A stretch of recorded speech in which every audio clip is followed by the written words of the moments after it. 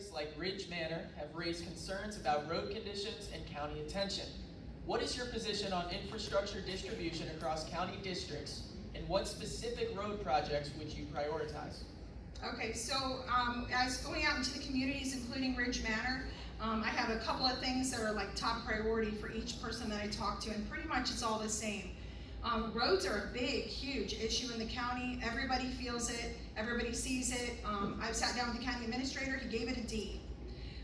This is something that we need to fix. We need to fix quickly, and we've got all this growth that's going on. It needs to be like a big priority. So under me, I would be trying to cut back on that budget as much as possible. I know we've got this cut coming because of the taxes, and so that's going to be kind of a factor as well. But we need to like redistribute our money in such a way where each of these roads that are a problem can be fixed, and we should never pick one area over the other because that area is more populated. Our roads all need to be fixed for all the citizens of the county. Those things should be equal, absolutely. So if that area is looking like it's having more damage, and especially with the storm that we had a couple of years ago, then those things need to be attended to by the county quickly. Yep, thank you. That's your time, okay. How do you evaluate the effectiveness of Hernando County's current code enforcement system, and what changes or resources, if any, would you propose? So the code enforcement, I know they hired a couple of new people. There's a lot more people out there now doing the code enforcement. One of the things that I actually don't like that this state started is that they are now recording everyone that calls. So I think the calls have slowed down. There's about 230,000 residents in Hernando County. And so if the people are feeling like the minute that they call over something they're really concerned about, they're going to get reported, I don't think you're going to get as many reports. Therefore, the code violations are going to stand a lot of times because you kind of don't want to call on your neighbor.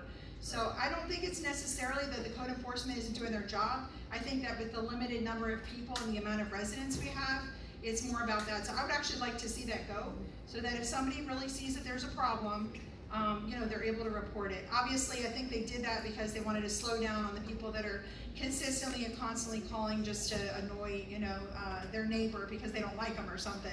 So there's kind of a balance between the two, but, I think it's still important. That's your time. Thank you. Thank you. And lastly, what is your position on establishing caps or limits on tax burdens for fixed income homeowners, small businesses, and nonprofits, and how should such a policy be structured?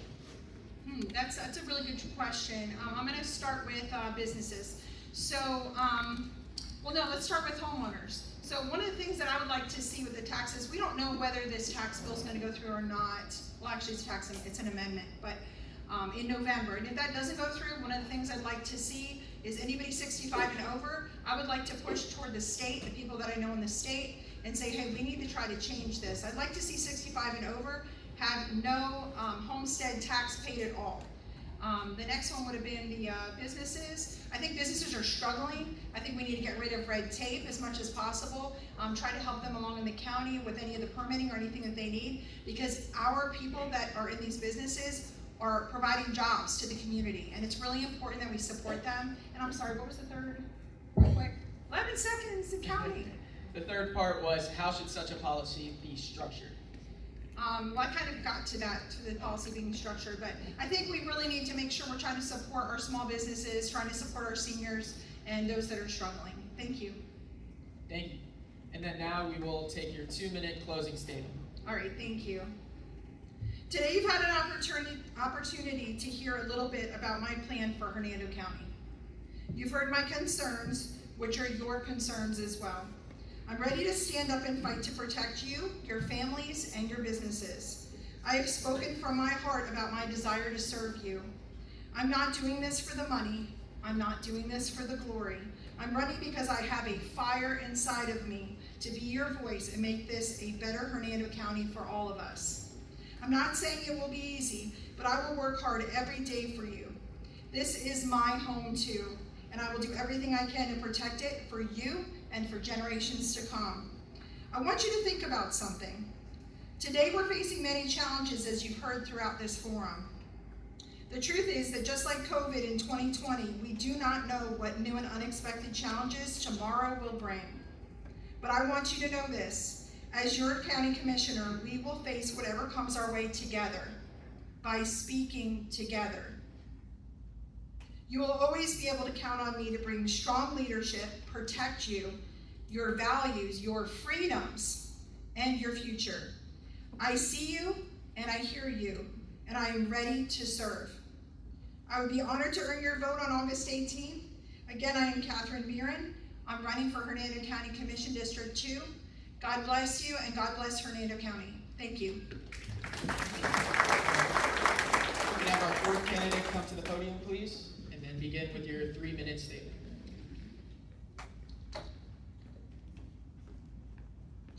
Thank you, Hernando Son and the Brooksville Elks for having us here today. I appreciate that opportunity, and thank you all for coming out to hear us.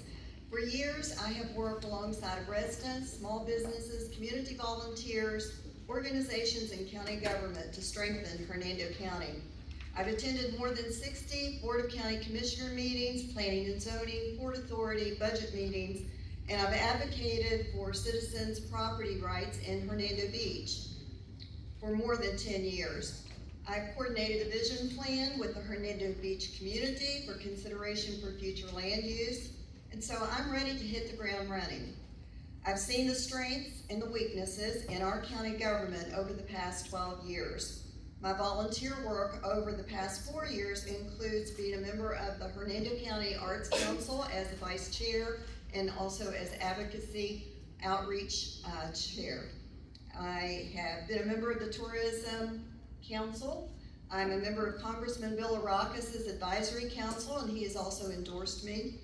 I am a member of the Coastal Hernando Business Group and a founder of the Hernando Beach Front Porch Art Walk, and also a coordinator of the Withlacoochee Power and Art Pole Painting. So I'm no stranger to serving our citizens in our county. I believe in responsible growth that includes infill development and incentivized development of blighted areas where infrastructure already exists. The new development growth must pay for itself with increased impact fees by having infrastructure in place prior to development or homes or businesses being built. Public safety has to remain our #1 concern. New developments must pay for the new firehouses and the law enforcement that will be required, and it should not be our cost to have reduced services to our existing citizens. So our government needs to be accountable and transparent, make decisions based upon citizen input and the law. Budgets should show details of expenses monthly, semi-annually, annually, so that we as citizens and commissioners can actually see where our tax dollars are going and where they're being spent. And we actually need to have that broken down, I think, by district so that we can see what our district is paying and what's coming back into our district. Government must live within their means just as we have to live in ours, and they've got to stop the frivolous spending. The destruction of our agricultural land, wetlands, and water supply is destroying our quality of life. We must save our county's unique character and not just become a mini Miami. My name is Diane Greenwell, and I'm running for County Commissioner, District 2. I appreciate your vote on August 18th, and that will be the deciding of our election. Okay, now we'll start with questions. First up, recently, user fees were implemented for residents bringing debris and waste to convenience centers. What is your position on waste facility fee structures, and what policy would you advocate for going forward? Well, that is a sore spot for me because I personally think that we're already being charged privately, and we are also being charged through county taxes. I think that we should have the right to dispose of waste, and if we have to have service fees, then we need to look at another reduction. I think that they have already tried to implement that all people use the public service that is available for pickup, and that's all well and good, but when you have people that are trying to take care of their yards and things, we need to be able to get that law changed back, or our ordinance changed back to where we have that right. We're starting to see dumps alongside the road now, and it's destroying the character of our county. So I would fight and advocate to get our free services back at our facilities. Thank you. your view on the overall pace of growth in Hernando County, and what specific land use or zoning policies would you use to manage future development? Well, we have something called the comprehensive plan, land use and maps. And I think that's coming up for us to start working on again. I think that, like it says in that policy, we are supposed to have citizen input on the direction and growth that we want. So I would encourage citizens to be involved in our comprehensive plan, which would allow us to show the areas of growth and the types of growth that we're going to have. I would also, what was the rest of the question? I'm sorry. And what specific land use or zoning policies would you use to manage future development? Land use and zoning policies, that is something that is also being overlooked in my opinion. I think that we're also, a developer comes in, they know the criteria now, they ask for 1,000 density and then they ask for a 10-foot setback.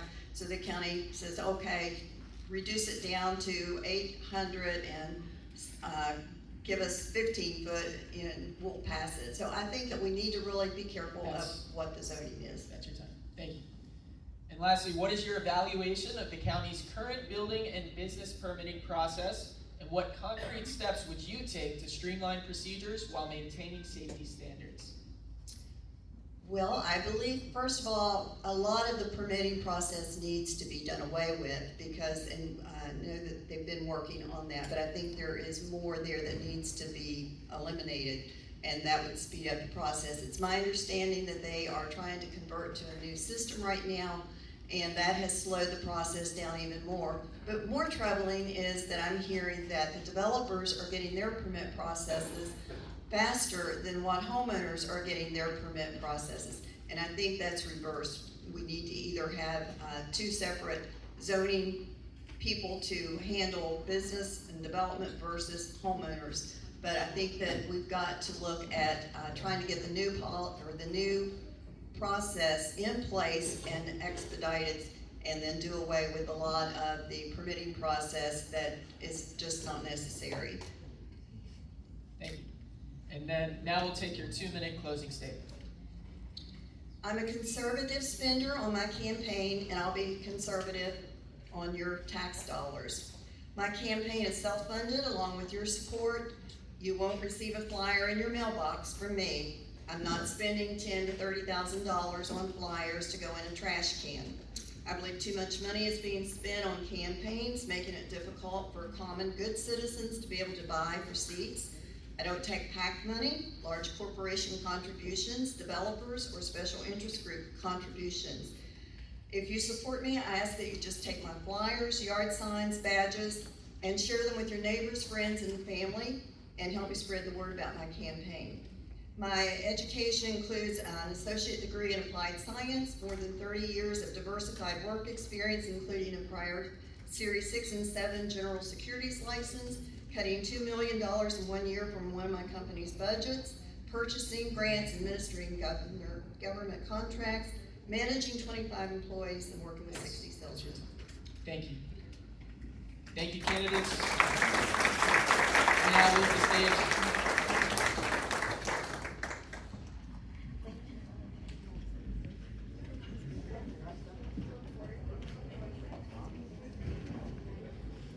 And then for the next race, we'll have the Florida Agricultural Commissioner. We have one candidate, Joey Atkins. If you could please come to the stage.